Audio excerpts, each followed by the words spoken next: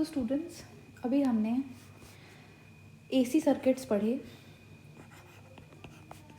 With only resistance, only register, only inductor and only capacitor. तो हमने देखा register के केस में ईएमएफ और करंट में कोई भी फेज डिफरेंस नहीं होता, ठीक है। और इंडक्टर के केस में जो करंट है it lags behind the EMF by -π/2, मतलब -90 डिग्री से। और कैपेसिटर के केस में जो हमारी करंट है इट लीड्स मतलब आगे होती है, leads the EMF by a phase difference of +π/2, मतलब +90 डिग्री, ठीक है। तो ये 3 रिजल्ट बहुत ज़रूरी हैं हमें अगला एसी सर्किट पढ़ने के लिए, और वो मैंने आपको बताया था 4th एसी सर्किट होगा हमारा, ऑल्टरनेटिंग सर्किट होगा सीरीज़ LCR सर्किट, ठीक है।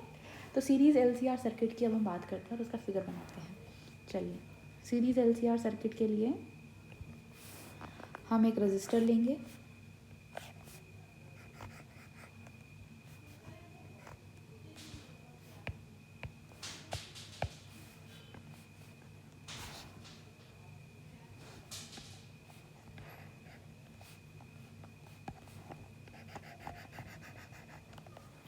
एक इंडक्टर लेंगे,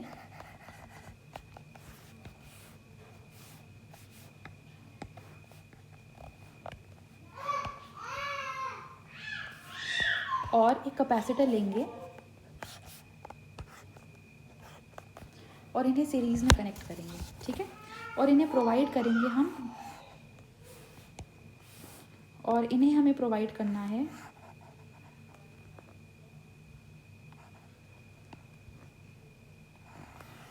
एक ऑल्टरनेटिंग सोर्स।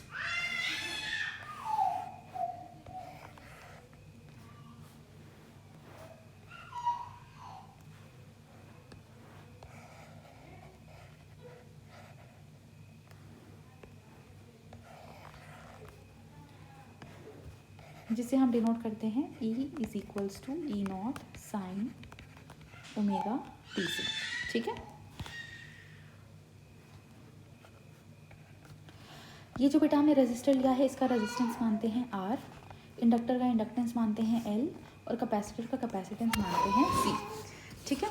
अब हमें इसके ना 2 ट्रीटमेंट होते हैं। अगर आप एनसीईआरटी देखेंगे पुरानी वाली तो उसमें 2 ट्रीटमेंट दिए हैं, phasor diagram treatment and analytical treatment. तो मैं आपको बता दूं हमारे सिलेबस में सिर्फ और सिर्फ फेज़र डायग्राम ट्रीटमेंट है, एनालिटिकल ट्रीटमेंट नहीं है, तो आपको वो प्रिपेयर नहीं करना, ठीक है।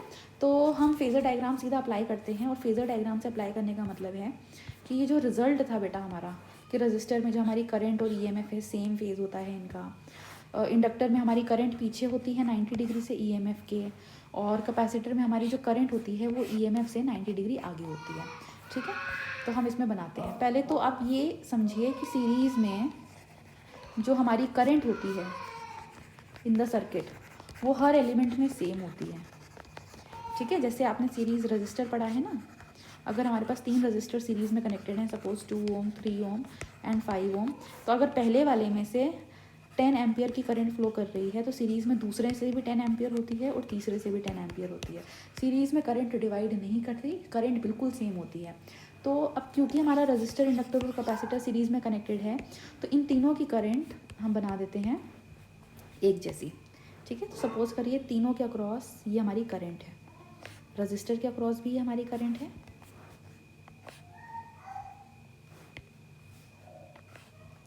ठीक है। इंडक्टर के अक्रॉस भी हमारी करंट है और कैपेसिटर के अक्रॉस भी हमारी करंट है।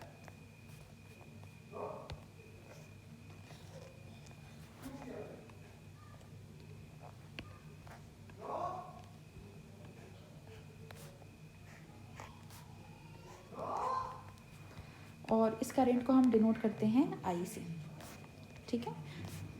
चलिए, अब रजिस्टर के केस में जो हमारा ईएमएफ होता था वो करंट के ही डायरेक्शन में होता था, ये आप चेक कर सकते हैं। ये देखिए, मतलब करंट अगर हमारी इधर है तो हमारा ईएमएफ भी सेम डायरेक्शन में होता था। तो हम इसको बना देते हैं रजिस्टर के लिए।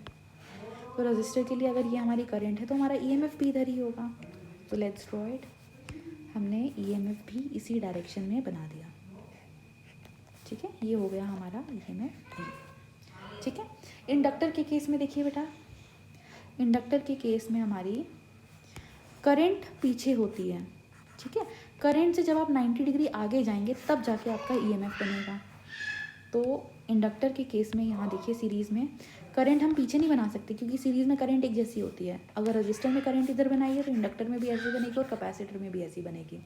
अब करंट से जब 90 डिग्री आगे की तरफ जाएंगे, ऊपर की तरफ जाएंगे, तो इंडक्टर के अक्रॉस EMF बनेगी।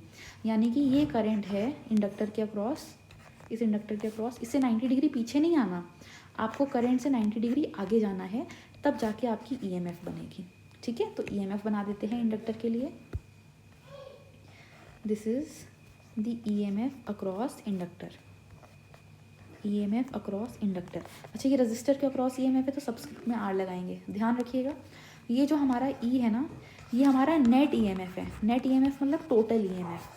टोटल EMF का मतलब है ये पूरा EMF हमने रजिस्टर को भी दिया है, इंडक्टर को भी दिया है और कैपेसिटर को भी दिया है। और हम जानते हैं कि सीरीज़ में EMF और पोटेंशियल डिवाइड कर जाता है, यानी कि इस EMF का कुछ हिस्सा रजिस्टर के पास आएगा, कुछ हिस्सा इंडक्टर के पास आएगा और कुछ हिस्सा कैपेसिटर के पास आएगा। ठीक है, तो सीरीज़ में EMF बट जाती है, डिवाइड हो जाती है अक्रॉस एलिमेंट्स, लेकिन करंट हर एक एलिमेंट में सेम रहती है। तो हम तीनों के अक्रॉस करंट तो सेम लेंगे, I और I, लेकिन EMF का जो हिस्सा रजिस्टर के पास गया है उसे हम डिनोट करेंगे ER से, और EMF का जो हिस्सा इंडक्टर के पास गया है उसे डिनोट करेंगे EL से, और EMF का वो हिस्सा जो कैपेसिटर के अक्रॉस गया है उसे डिनोट करेंगे EC से। ठीक है, चलिए अब आते हैं कैपेसिटर में। बेटा कैपेसिटर के केस में देखिए, कैपेसिटर के केस में अगर ये हमारी करंट है तो EMF बनाने के लिए, ये हमारी करंट है, करंट का फेज़र है। ठीक है, तो EMF बनाने के लिए करंट से हम आगे नहीं गए। ठीक है ना, ये देखो फेज़र यहाँ होता है और ऐसे आगे बढ़ रहा है। फेज़र 0 डिग्री से 90 डिग्री ऐसे रोटेट करता है एंटी क्लॉकवाइज, ठीक है ना, आगे की तरफ। तो ये हमारा करंट है। EMF बनाने के लिए हम करंट से पीछे गए हैं तो हमने EMF बनाया है, क्योंकि EMF कैपेसिटर के केस में करंट से पीछे होती है 90 डिग्री। तो इसमें भी हम वही करेंगे कि अगर ये हमारी करंट है अक्रॉस कैपेसिटर तो इससे 90 डिग्री आप पीछे आइए। ठीक है ना, तो ये आपका बनेगा EMF अक्रॉस कैपेसिटर। तो ये हमने बना दिया EMF अक्रॉस कैपेसिटर जो कि है 90 डिग्री पीछे। ठीक है, चलिए तो अब क्या करते हैं, इन तीनों फेजर्स को आपने देखिए तीनों को सीरीज़ में कनेक्ट किया, फिर हमने देखा सीरीज़ में करंट सेम होती है लेकिन EMF बढ़ जाता है। तो रजिस्टर के अक्रॉस, इंडक्टर के अक्रॉस, कैपेसिटर के अक्रॉस EMF बनाया, कंसिडरिंग कि रजिस्टर में फेज डिफरेंस 0 होता है तो सेम डायरेक्शन में बना। इंडक्टर में EMF आगे होती है तो ऊपर बना दी, कैपेसिटर में EMF पीछे होती है तो नीचे बना दिया। ठीक है, अब हम क्या करते हैं, इन तीनों फेजर्स को कंबाइन कर देते हैं और एक बड़ा फेज़र बनाते हैं।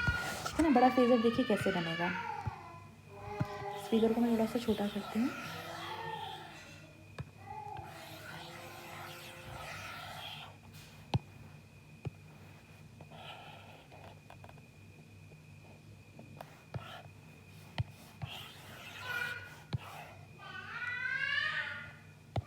ये देखिए, जब आप इन फेजर्स को कंबाइन करेंगे, इंडक्टर, कैपेसिटर और रजिस्टर के फेजर्स को आप एक के ऊपर एक लेके आएंगे तो कुछ ऐसा दिखेगा। ठीक है ना, इसको एक के ऊपर एक लेके आते हैं। देखिए करंट इसकी भी ऐसे आ गई, बिल्कुल ट्रेस करने की कोशिश। ठीक है, थोड़ा बड़ा कर देते हैं तो आपको क्लियर नज़र आएगा।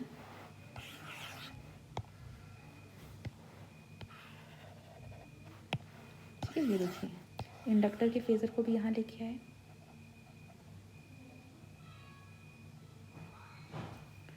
ठीक है, और कैपेसिटर के फेज़र को भी यहाँ लेके आए, इसके ऊपर ट्रेस करेंगे तो कुछ ऐसा दिखेगा। ये देखिए,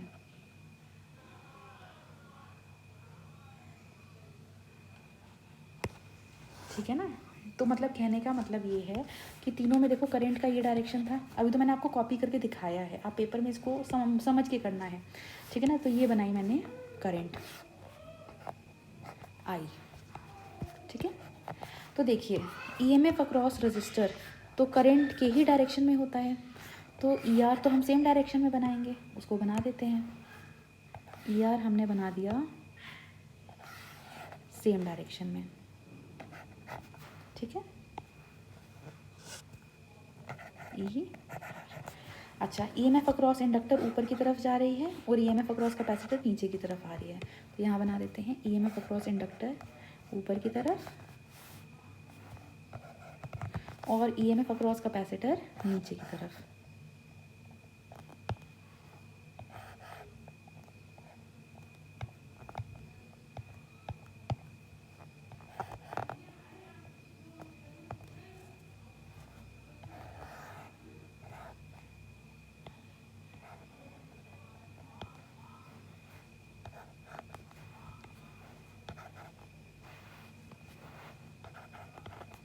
ये देखिए ई R E L E C, तो ये E R E L and E C, ठीक है। ये 90 डिग्री 90 डिग्री, तो ये भी हमारा 90 डिग्री है, ठीक है। तो ये हमने बना दिया। ये था circuit diagram series LCR circuit का, और सीरीज एलसीआर सर्किट का ये है फेज़र डायग्राम। हमें इसी फेज़र से पूरी डेरिवेशन करनी है, ठीक है। तो पूरी डेरिवेशन के लिए इसको नेक्स्ट पेज पे ले जाते हैं, ठीक है। आई होप आपको फेज़र डायग्राम बनाना आ गया है, समझ में आ गया है।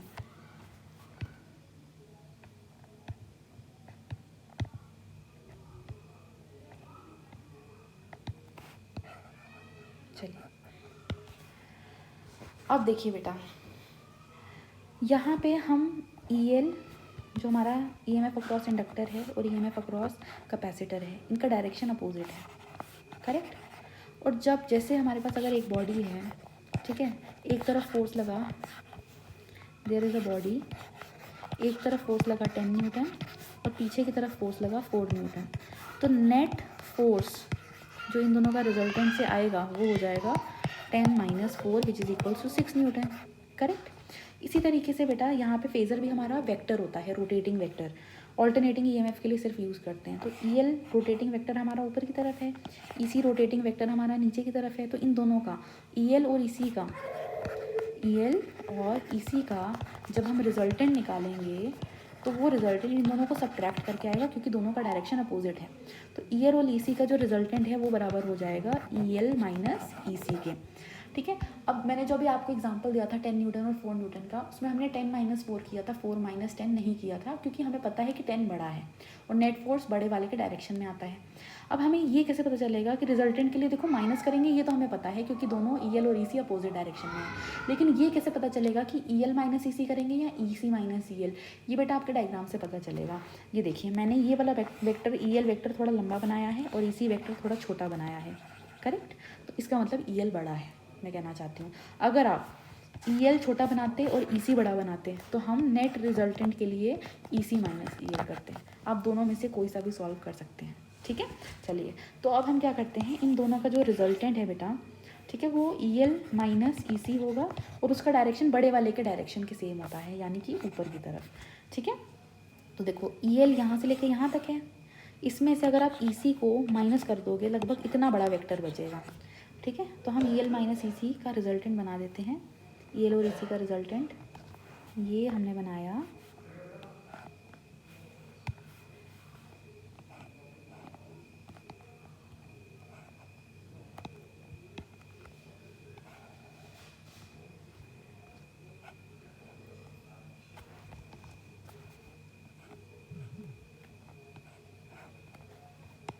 This vector is EL minus EC, ठीक है। अब क्योंकि ये जो वेक्टर हमने बनाया है बेटा, ये EL और EC का रिजल्टेंट है, तो अब हम इसको हटा सकते हैं, ठीक है। इसकी अब ज़रूरत नहीं है क्योंकि इन दोनों का रिजल्टेंट हमने निकाल लिया, अब हमें इसकी ज़रूरत नहीं है। अब हमारे पास दो वेक्टर्स हैं, एक तो ये वेक्टर है EL माइनस EC और दूसरा ER वेक्टर है जो कितने एंगल पे है, 90 डिग्री।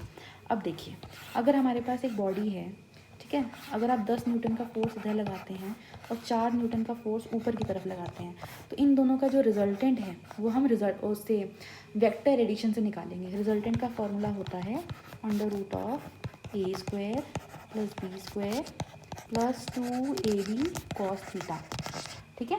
क्योंकि 4 न्यूटन और 10 न्यूटन के बीच में 90 डिग्री एंगल है, ठीक है, और cos 90 की वैल्यू होती है 0, ठीक है ना। दोनों फोर्सेस के बीच में, दोनों फोर्सेस परपेंडिकुलर हैं, दोनों वेक्टर परपेंडिकुलर हैं, तो इसका मतलब है उनके बीच का एंगल 90 डिग्री है और cos 90 की वैल्यू 0 होती है।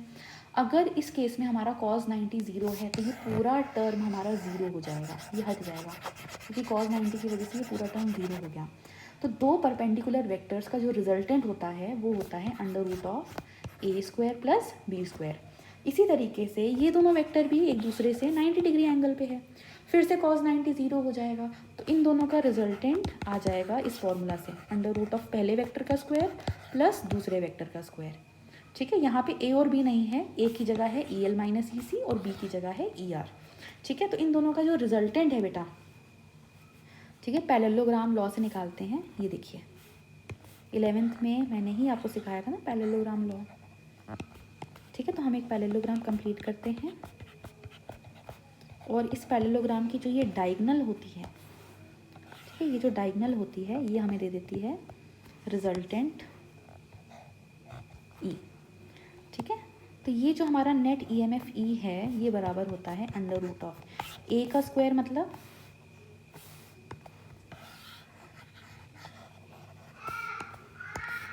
E is equals to √a के स्क्वायर का मतलब है बेटा EL माइनस EC का होल स्क्वायर प्लस b² का मतलब है ER का स्क्वायर। ठीक है, ये हमारा पहला वेक्टर A वेक्टर है और इसको हमने B वेक्टर माना है। ठीक है, तो रिजल्टेंट मैंने बताया था ना √a² प्लस b²। तो A की जगह हमने यूज़ करा EL माइनस EC और B की जगह हमने यूज़ करा ER। ठीक है, तो EL माइनस EC का स्क्वायर और ER का स्क्वायर, ये आ गया हमारा नेट EMF E। अच्छा देखो, इन दोनों का रिजल्टेंट ये होगा, करेक्ट है, लेकिन इसको हमने E के बराबर क्यों लिया, क्योंकि E तो हमारी नेट EMF थी। ठीक है ना, अब देखो ये जो EMF E है ये 3 हिस्सों में बटी, ER, EL और EC, करेक्ट। यानी कि इन तीनों का जब रिजल्टेंट निकालेंगे तो E के बराबर ही तो होना चाहिए। हमारा जो नेट EMF E है ये 3 हिस्सों में बटा था।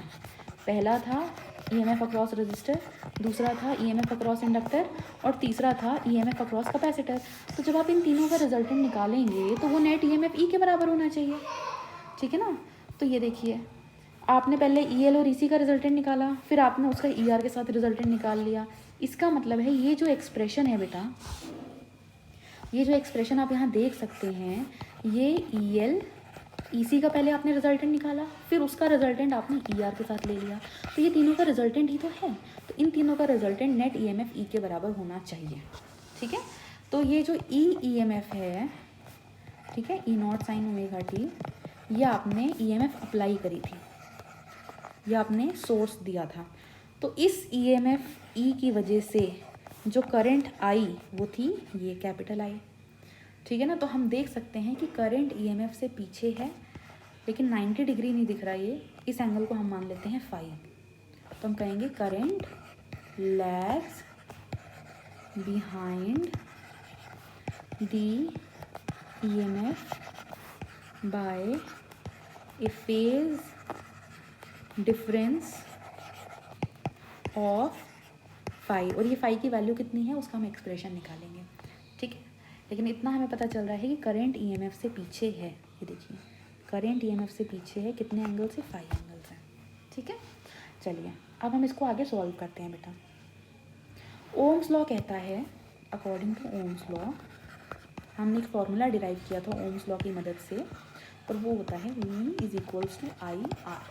हम यहाँ पे बैटरी की वोल्टेज नहीं मान रहे, सॉरी, हम यहाँ पे बैटरी नहीं वर्ड यूज़ कर सकते, वो DC के लिए होता है।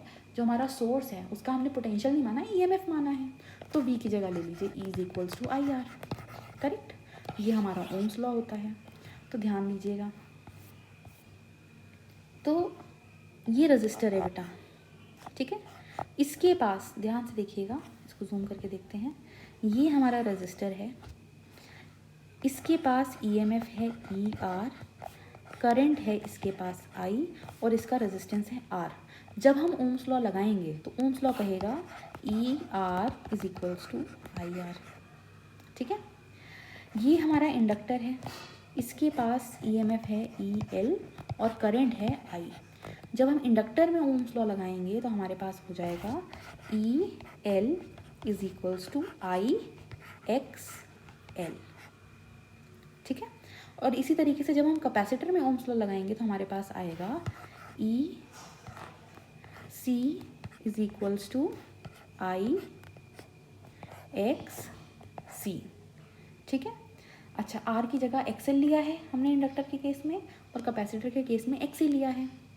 ऐसा इसलिए क्योंकि अगर आपको प्रीवियस लेक्चर याद हो तो उसमें मैंने बेटा आपको क्लियरली समझाया था, रजिस्टर के केस में जो काम रेजिस्टेंस करता है इंडक्टर के केस में वही काम एक्सएल करता है, ठीक है ना, और कैपेसिटर के केस में वही काम एक्स ही करता है, ठीक है। तो आप देखिए क्रॉस मल्टीप्लाई करके ई है आई आर, दोनों मल्टीप्लाई हो जाएंगे, ठीक है। ईएमएफ अक्रॉस हमारा इंडक्टर है आई इंटू एक्सएल और ईएमएफ अक्रॉस कैपेसिटर है आई इंटू एक्सी, ठीक है।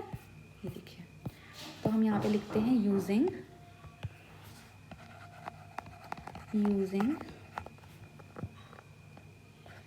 ई R is equals to I R, E L is equals to I X L and E C is equals to I X C, ठीक है। ये तीनों values E R, E L और E C की values हम यहाँ substitute कर सकते हैं। तो जब हम वैल्यू डालेंगे तो हमारे पास जो net E M F E है, ये ई की वैल्यू बराबर आएगी under root of E L की जगह बेटा I X C, sorry I X L minus E C की जगह आई एक्स सी का whole square plus E R की जगह आई आर का होल स्क्वायर, ठीक है।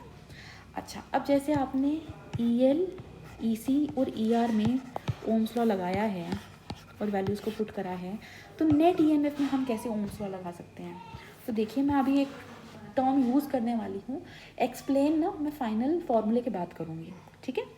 तो जैसे हमारा ई आर है I R, then I X L, then I X C, हम लेट करते हैं कि हमारा जो नेट ई एम एफ है ई, ठीक है, यहाँ हम लेट करते हैं जो नेट ई एम एफ है ई, ये है बराबर आई जेड के।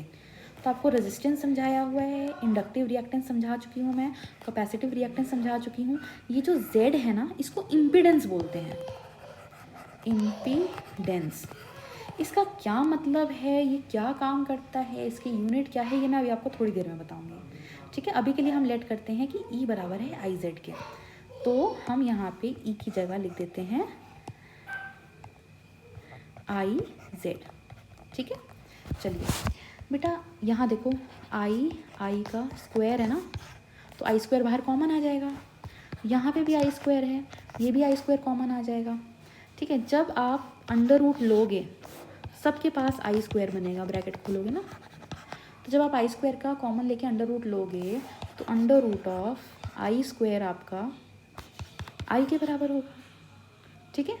तो इसको नोट कर देते हैं, I Z is equals to I बाहर ले गए अंडर रूट के बाहर, हमारे पास बचा एक्स एल माइनस एक्स सी, क्योंकि आई हम बाहर ले गए अंडर रूट के, आई का स्क्वायर जब अंडर रूट से बाहर गया तो स्क्वायर हट गया, हमारे पास सिर्फ आई बचा, ठीक है।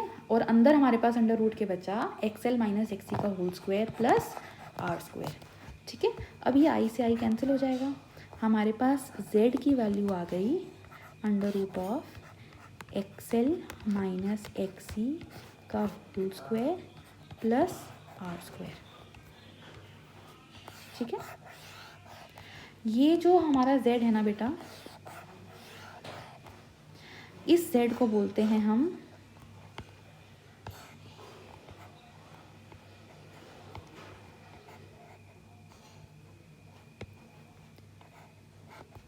इम्पीडेंस,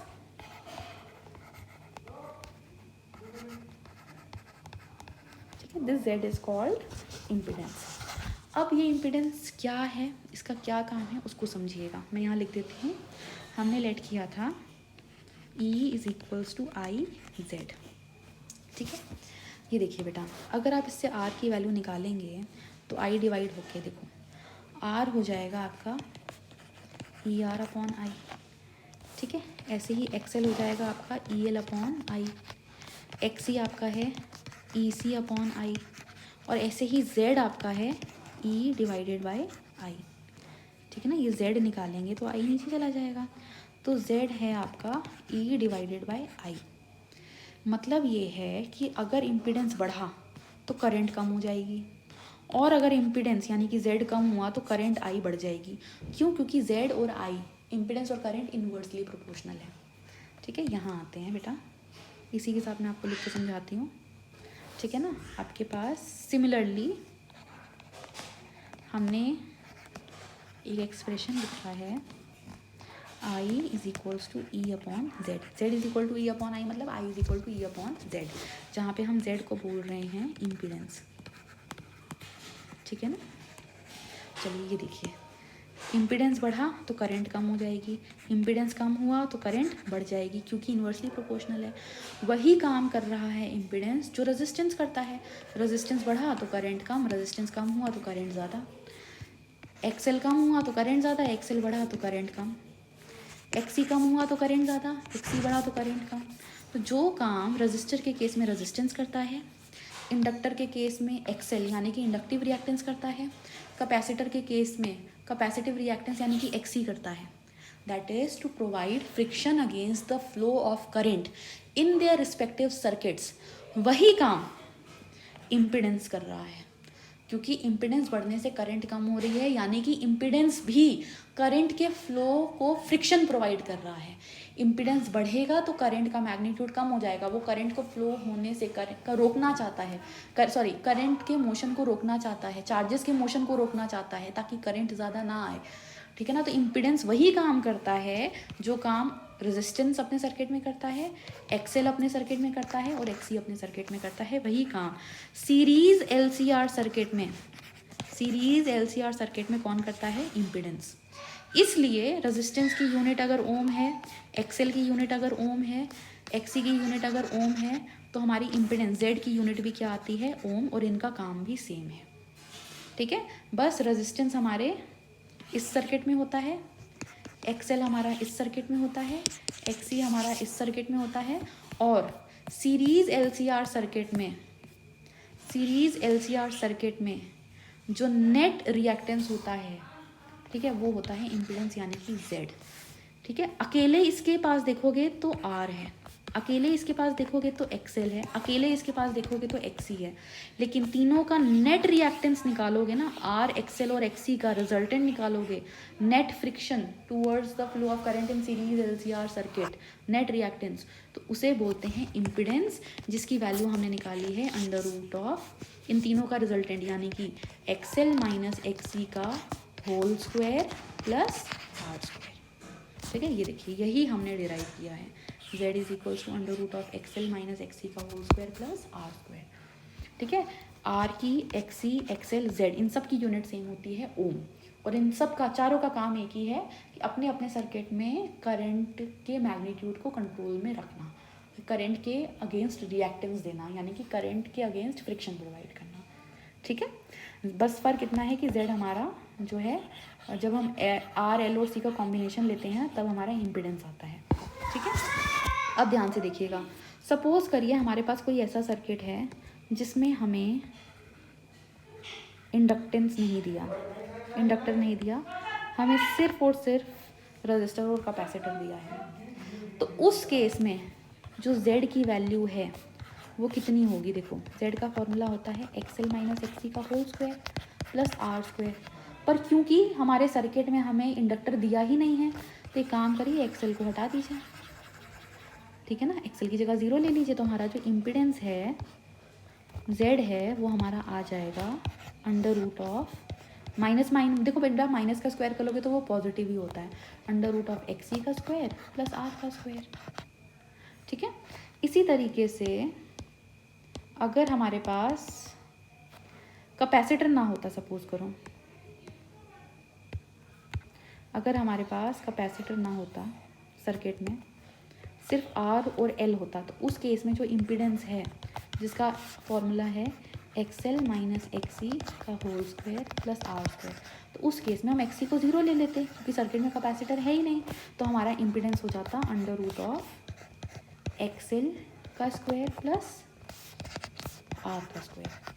ठीक है, इसी तरीके से बेटा अगर हमारे पास रजिस्टर ना होता, ठीक ठीक है ना। अगर हमारे पास रजिस्टर ना होता तो हमारा जो z है, जो z का फॉर्मूला होता है √XL माइनस XC का होल स्क्वायर प्लस r², उसमें हम r को हटा देते क्योंकि रेजिस्टेंस है ही नहीं, ठीक है। और अंडर रूट और स्क्वायर हट जाता और हमारे पास इम्पीडेंस आ जाता XL माइनस XC, ये हो जाता हमारा इम्पीडेंस Z, ठीक है। तो डिपेंडिंग अपॉन कि सीरीज LCR सर्किट में अगर कोई एलिमेंट मिसिंग है तो उस केस में हम इम्पीडेंस की वैल्यू को निकाल सकते हैं, ठीक है। चलिए अब आते हैं आगे। तो इम्पीडेंस क्या होता है ये तो मतलब आपको आ गया समझ में। अब हमें ना क्या चाहिए, करंट का एक्सप्रेशन। अभी तक आप देखो आपने कोई सा भी सर्किट पढ़ा था, ये देखो आपने ये वाले सर्किट पढ़े थे ना, only R only L only C, तो आपने ठीक है,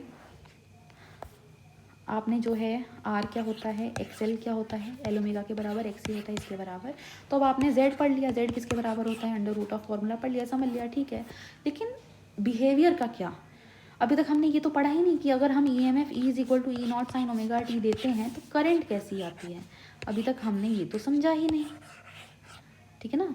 EMF देने पे करंट कितनी आई सीरीज LCR सर्किट में, अब हम उसके बारे में पढ़ेंगे, ठीक है। तो ये देखिए, ये हमारा सीरीज LCR सर्किट है। इस सर्किट में हमने E=E0 साइन ओमेगा t दिया, तो अब करंट की वैल्यू क्या है हमें वो निकालना है। फेज़र डायग्राम से ही निकलेगा, ठीक है ना। ये देखो ये Z की वैल्यू भी ये फेज़र डायग्राम से ही निकली थी, तो करंट भी फेज़र डायग्राम से आएगा। आप देखिए EMF है हमारा E, करंट है हमारा I, और करंट EMF से कितने एंगल पीछे है, फाई। तो पहले फाई की वैल्यू निकालते हैं, ठीक है।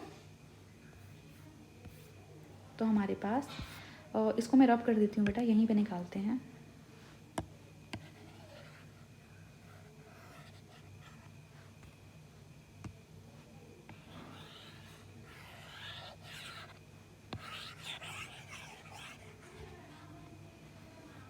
आप इस ट्राइंगल को देखिए बेटा, आपको ये ट्राइंगल दिख रहा है ना, ये एंगल आपका फाई है और ये एंगल आपका 90 डिग्री है, तो ये राइट एंगल ट्राइंगल हुआ, ठीक है।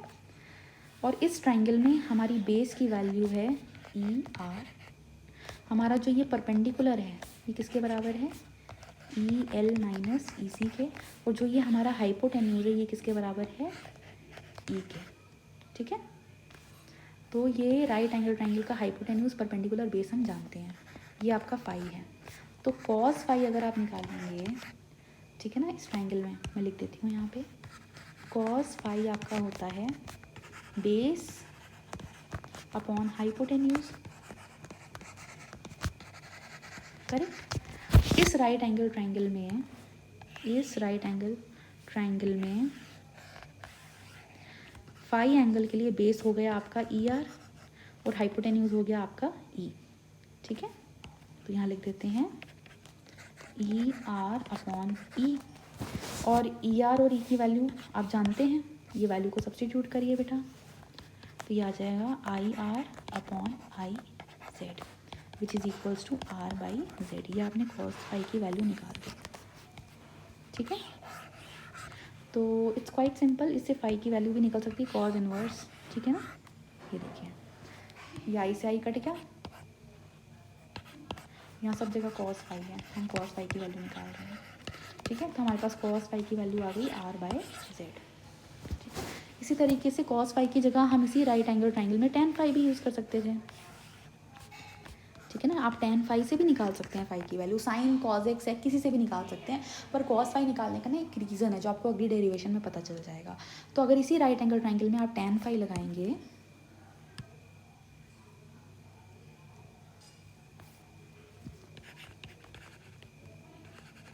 तो बेटा tan फाई की वैल्यू होती है perpendicular upon base, perpendicular upon base. तो इस राइट एंगल ट्राइंगल में फाई एंगल के लिए ये हमारा परपेंडिकुलर है EL माइनस EC, ठीक है ना। ये देखिए ये EL माइनस EC है ना, तो ये भी आपका EL माइनस EC है, और जो हमारा बेस है वो है हमारा ER। तो हम परपेंडिकुलर और बेस की वैल्यू डाल देते हैं, हमारे पास tan फाई बराबर आ जाएगा EL माइनस EC के अपॉन बेस यानी कि ER के। अब देखिए EL EC और ER की वैल्यू हम जानते हैं, सब्स्टिट्यूट कर देते हैं, तो हमारे पास आ जाएगा EL की जगह IXL माइनस EC की जगह IXC और ई आर की जगह आई आर। इन दोनों से आई कॉमन आके डिनोमिनेटर के आई से कैंसिल हो जाएगा। हमारे पास बचेगा tan phi is equals to X L बचा माइनस एक्स सी बचा और डिनोमिनेटर में आर बचा। ये है tan फाई की वैल्यू।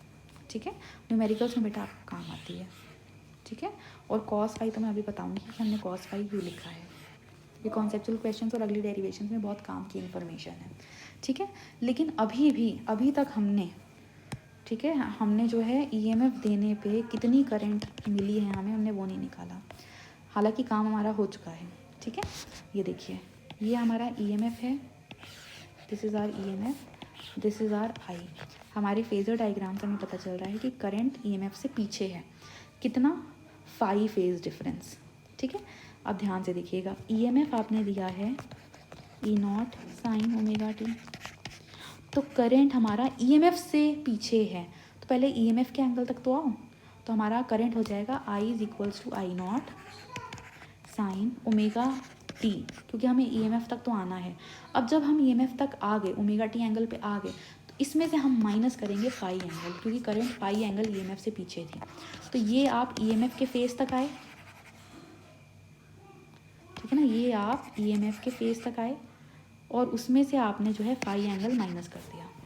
ठीक है, तो हमारे ईएमएफ का एक्सप्रेशन है यहाँ पे, देखिए ये हमारे ईएमएफ का एक्सप्रेशन है। तो हमें इसमें करंट मिली है I is equals to I not sine omega T minus phi. ज़रूरी नहीं है हमेशा माइनस आए।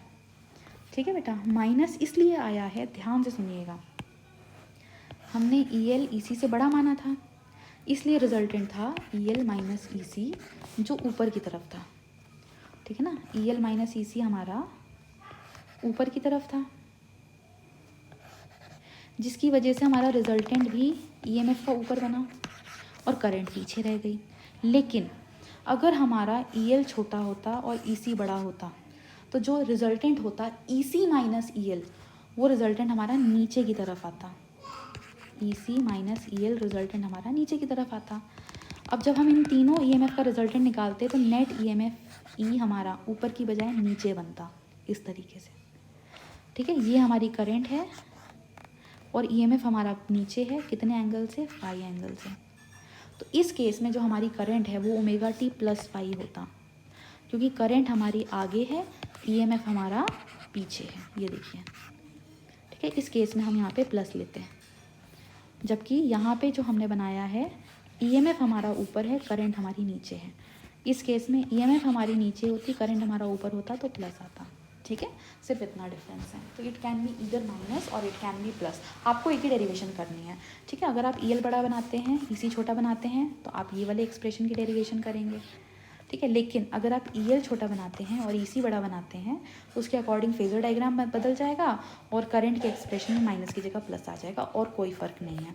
ठीक है, ईएल माइनस ईसी की जगह जहाँ जहाँ ईएल माइनस ईसी है वहाँ नीचे की तरफ हो जाएगा ईसी माइनस ईएल। ठीक है ना, चलिए, बाकी कॉस फाई और टैन फाई उसमें कोई चेंज नहीं है। इनफैक्ट इम्पीडेंस का जो फॉर्मूला निकाला था आपने, इम्पीडेंस का फॉर्मूला आपने निकाला था under root of X L minus X C का whole square plus R square. तो इम्पीडेंस दूसरे वाले केस में आता, अगर हमारा ई एल छोटा होता और ई सी बड़ा होता, तो ये हो जाता X C minus X L का whole square plus R square. लेकिन अगर आपको लग रहा है कि न्यूमेरिकल में मैम कैसे पता चलेगा कौन सा बड़ा है, इट डजेंट मैटर, आप किसी को भी बड़ा मानो। ठीक है, सॉल्यूशन में आपको कोई फ़र्क नहीं पड़ेगा, क्योंकि एक्सएल माइनस एक्सी करो चाहे एक्सी माइनस एक्सएल करो, उसका स्क्वायर कर रहे हो ना। ठीक है ना, ये देखो, जैसे अगर आपको ये बॉडी दी है, एम मास की बॉडी दी है, ठीक है, यहाँ पे एक 10 न्यूटन का फोर्स है और एक आपको जो है 4 न्यूटन का फोर्स दिया है। वैसे तो रिजल्टेंट 10 माइनस 4 होता है। सपोज करो फोर्सेस का रिजल्टेंट आ रहा है आपका under root of F1 minus F2 का होल स्क्वायर, या फिर ये हो सकता है under root of F2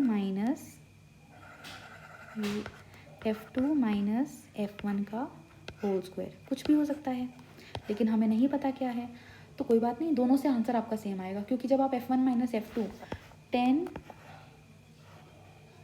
minus 4 का होल स्क्वायर करेंगे तो भी आपकी वही वैल्यू आएगी, और अगर आप 4 माइनस 10 का होल स्क्वायर करेंगे तब भी बेटा वैल्यू आपकी वही आएगी, क्योंकि ये होल स्क्वायर है, माइनस माइनस उसको प्लस बना देगा स्क्वायर, ठीक है। तो होल स्क्वायर में पॉजिटिव हो चाहे नेगेटिव हो, एक्सएल माइनस एक्ससी हो या एक्ससी माइनस एक्सएल हो, इट डजंट मैटर, ठीक है।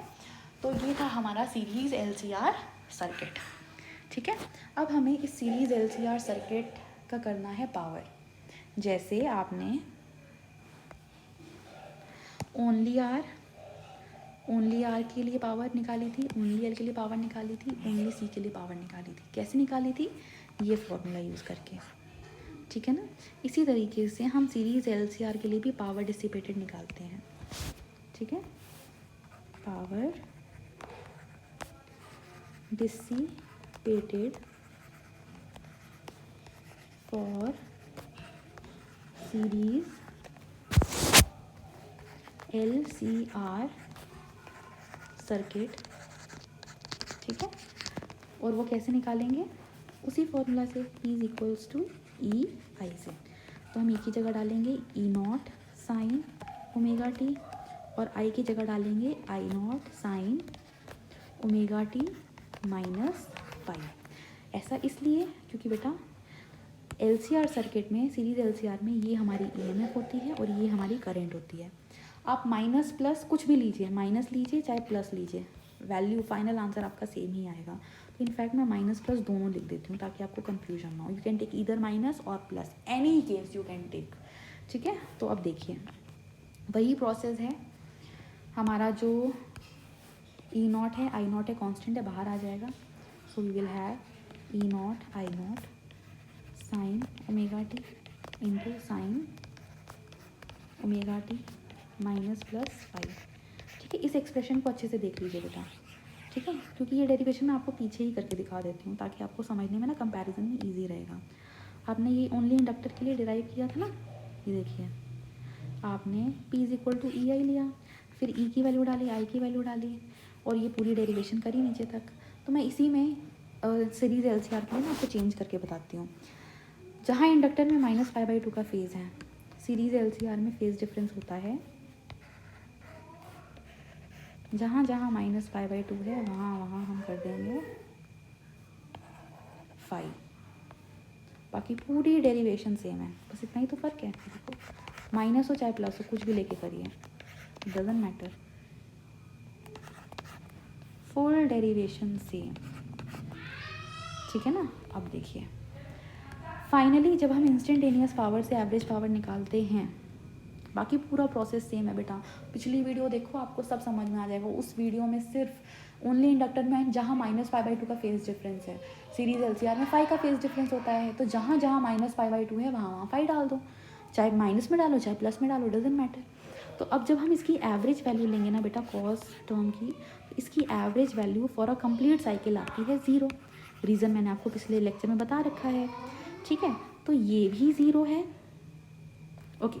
एक और चेंज आता है बेटा, क्योंकि जहाँ जहाँ π/2 था वहाँ वहाँ 5 सब्सटीट्यूट हुआ है, तो यहाँ पे भी π/2 की जगह क्या सब्सटीट्यूट होगा? 5, ठीक है। ये सब पिछली वीडियो में है कि ये फॉर्मूला कैसे आया, किस तरीके से आप उसको देख सकते हैं, ठीक है। इसके बाद सारा चेंज है, ठीक है बेटा। तो इंस्टेंटेनियस पावर से जब आप एवरेज पावर निकालेंगे तो ये हो जाएगा, 2 को स्प्लिट करके रख लिखते हैं बेटा, √2 इंटू √2 डिनोमिनेटर में।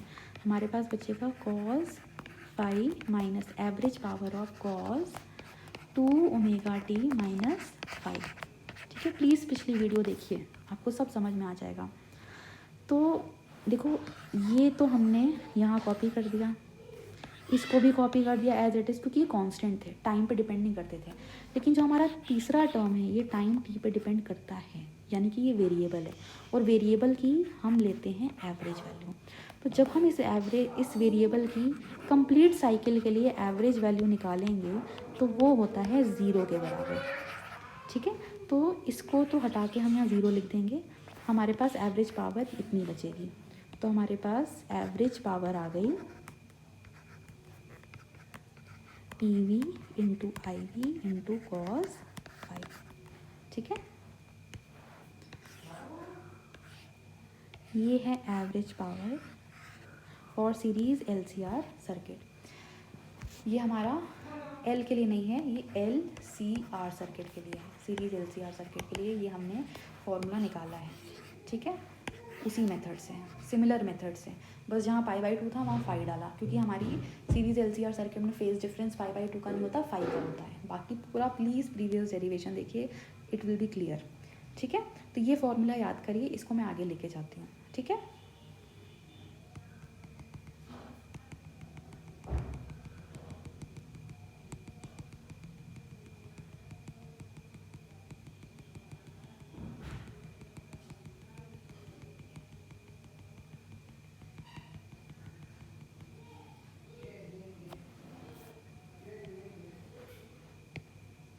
तो बेटा मैंने आपको बताया कि इसको पूरा सॉल्व करने के बाद, ठीक है, जो हमारे पास एवरेज पावर आती है फॉर सीरीज LCR सर्किट, उसका फॉर्मूला होता है EV into IV into cos phi. ठीक है, चलिए, ये हमने सीरीज LCR सर्किट की एवरेज पावर निकाली, और मैंने आपको बताया था ना कि हमने अभी कॉस फाई क्यों निकाला है। ठीक है, ये कॉस फाई की वैल्यू हमने क्यों लिखी है आपको पता चलेगा। कॉस फाई की वैल्यू एवरेज पावर के लिए बहुत इंपॉर्टेंट होती है, इसलिए हम इस कॉस फाई को बोलते हैं पावर फैक्टर। ठीक है, power factor for series LCR circuit, यहाँ लिख देते हैं this cos phi is power factor. ठीक है, अच्छा, अब जो ये पावर फैक्टर है, इसको ये नाम क्यों दिया गया, क्योंकि देखो बेटा ये दोनों तो कांस्टेंट है। ठीक है, फाई की वैल्यू तो कुछ भी आ सकती है, 10 डिग्री 20 डिग्री, सॉल्व करने के बाद 30 डिग्री। ठीक है ना, फाई की वैल्यू आप किसी से भी निकालिए, राइट एंगल ट्रायंगल से, आपको न्यूमेरिकल में ना क्वेश्चन दिया होगा, तो फाई की वैल्यू कुछ भी आ सकती है।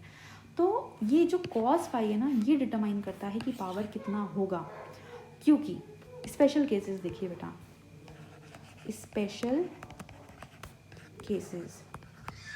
ठीक है, स्पेशल केस नंबर 1, अगर सर्किट में से, सीरीज LCR सर्किट में से आप रजिस्टर को भी हटा दीजिए, इंडक्टर को भी हटा दीजिए, तो हमारे पास सिर्फ कैपेसिटर बचेगा। और कैपेसिटर के केस में जो करंट और EMF के बीच का एंगल है वो होता है 90 डिग्री। ठीक है, ये देखिए, करंट और EMF के बीच का एंगल हो जाएगा 90 डिग्री, अगर बाकी एलिमेंट हटा देंगे तो जब आप फाई की वैल्यू 90 डिग्री डालेंगे तो कॉस 90 कितना होता है बेटा, 0। तो स्पेशल केस नंबर 1 में अगर हमारे पास ओनली C है, सीरीज LCR सर्किट में हमारे पास सिर्फ C बचा है, ओनली C, तो उस केस में हमारा फाई होता है 90 degree, cos phi power factor हो जाएगा हमारा 0। ठीक है, क्योंकि कॉस 90 0 होता है, और एवरेज पावर भी 0 आ जाएगी। ठीक है, ऐसा क्यों हुआ, देखो ये हमारा कॉस फाई 0 हो गया, तो जब 0 को आप इससे मल्टीप्लाई करेंगे तो पावर भी कितनी आ जाएगी, 0। ठीक है ना, यही स्पेशल केस में अगर हमारे पास ओनली L होता, अगर हमारे पास अगले स्पेशल केस में ओनली कैपेसिटर की जगह ओनली इंडक्टर होता, तो देखिए क्या होता, मतलब आप रजिस्टर हटा दीजिए, रजिस्टर का कोई काम नहीं है। ठीक है, कैपेसिटर हटा दीजिए, अब हमारे पास सिर्फ इंडक्टर बचा है, तो हमारा जो फाई है बेटा -90 होता है ना, phi is equals to -90 degree, तो कॉस की वैल्यू -90 पे भी 0 होती है।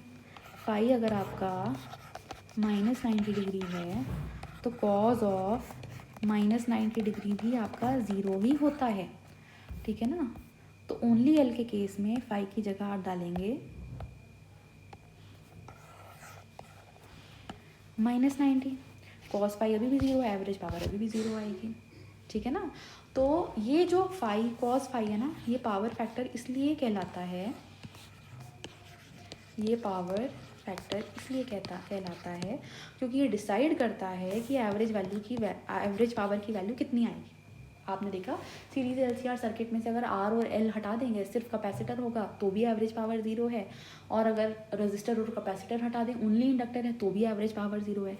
तीसरा भी देख लेते हैं, अगर हम इंडक्टर और कैपेसिटर दोनों हटा दें, सिर्फ रजिस्टर रखें, तो देखो EMF और करंट के बीच में सेम एंगल है, यानी कि 0 डिग्री एंगल है, क्योंकि दोनों का डायरेक्शन सेम है, तो फाई हो जाएगा 0 डिग्री।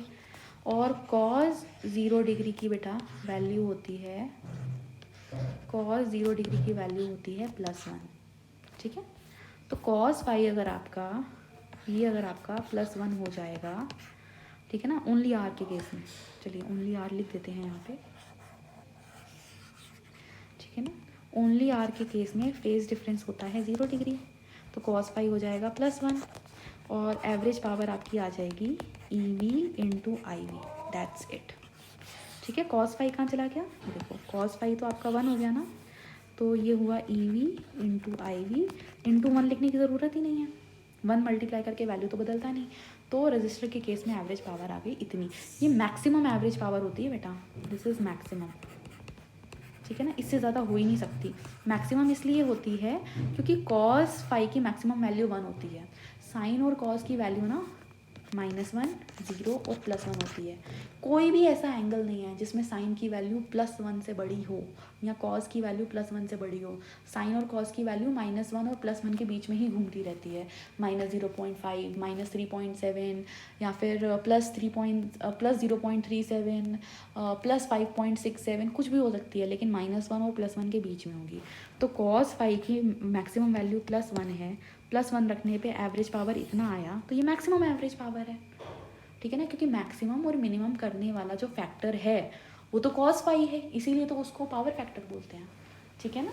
चलिए जो हमारा स्पेशल केस है ना, हमने 3 स्पेशल केस करे कि सीरीज LCR सर्किट में अगर ओनली कैपेसिटर होगा तो एवरेज पावर 0, ओनली इंडक्टर है तो एवरेज पावर 0, ओनली रजिस्टर है तो एवरेज पावर मैक्सिमम, जिसकी वैल्यू है EV × IV, ठीक है। एक 4th स्पेशल केस भी होता है, और वो होता है एट रेजोनेंस।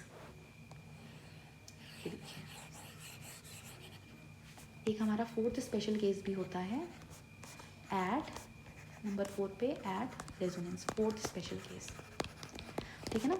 इसके बारे में हम अगले लेक्चर में पढ़ेंगे, क्योंकि एट रेजोनेंस वाली कंडीशन लगाने के लिए रेजोनेंस होता क्या है उसको हमें समझना पड़ेगा, ठीक है।